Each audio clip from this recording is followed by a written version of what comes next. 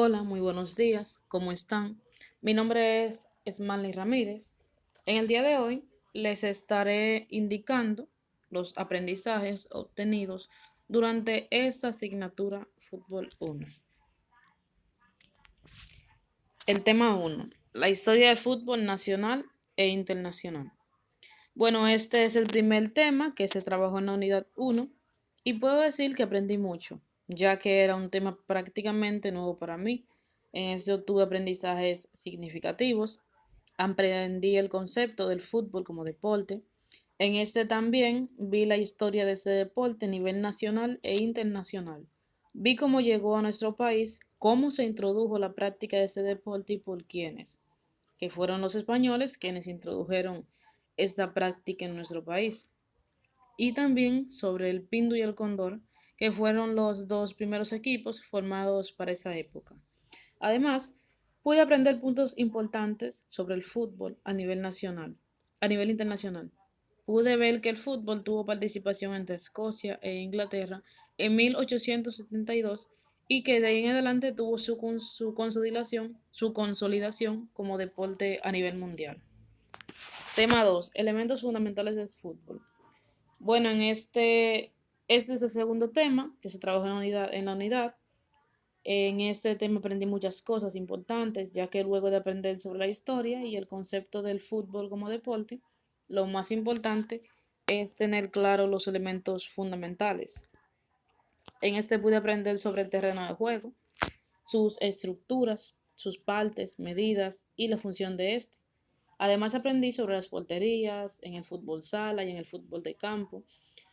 Pude establecer la diferencia de estas, de las reglas, la función. Pude ver cómo está estructurada una portería, sus medidas, el material con el que se elabora. También vi otro elemento importante que es el balón, el tamaño, el material con el que se elabora, su peso, sus medidas y además sobre los jugadores. También aprendí la cantidad de jugadores que debe tener un equipo de fútbol, lo que entran en el campo, en lo que entran al campo, los que se quedan en la banca, entre otras cosas más importantes. Tema 3, las reglas del fútbol. En este tema aprendí sobre los reglamentos del fútbol. Aprendí las reglas sobre el terreno de juego, ya que este tiene sus propias reglas. Debe ser llano y sin ningún obstáculo. Aprendí sobre las medidas de este. También aprendí sobre las reglas para los jugadores, las infracciones, las faltas no graves y las faltas graves, y las sanciones para estas. Aprendí lo que representa un árbitro dentro del campo de juego y la autoridad que ejercen. Pude aprender las reglas de las vestimentas, lo que establece la FIFA, que es correcto que utilicen los jugadores. En el tema 4, funciones de los jugadores. Puedo decir que aprendí mucho en este tema, ya que me enseñó sobre las funciones que tiene cada uno de los jugadores de fútbol sala, las funciones que desempeñan cada uno en el campo de juego. También aprendí la función y qué es el deporte, el gran desempeño que tiene este jugador. Además vi, además vi que es un libero y la función que ejerce en el campo, al igual que el pivote y los laterales, y que cada uno de ellos desempeñan una gran función dentro del campo de juego. Tema 5, análisis del partido de fútbol. En el análisis de un partido de fútbol sala pude aprender muchas cosas, las cuales están: observé si el terreno de juego cumplía con los parámetros establecidos por la FIFA, es decir, si se acataba las reglas durante la observación de ese partido. Pude ver que sí. Pude aprender a ver cuando el terreno de juego cumple con los requisitos o parámetros establecidos de la FIFA, porque en los reglamentos de la FIFA el terreno de juego debe tener un mínimo de 25 metros y un máximo de 42, y la anchura como mínimo de 16 y máximo 25 metros. Además, pude confirmar mis conocimientos sobre la cantidad de jugadores que debe tener un equipo de fútbol. Pude ver cómo se le dio inicio al juego. En esta pude determinar si era correcto o no.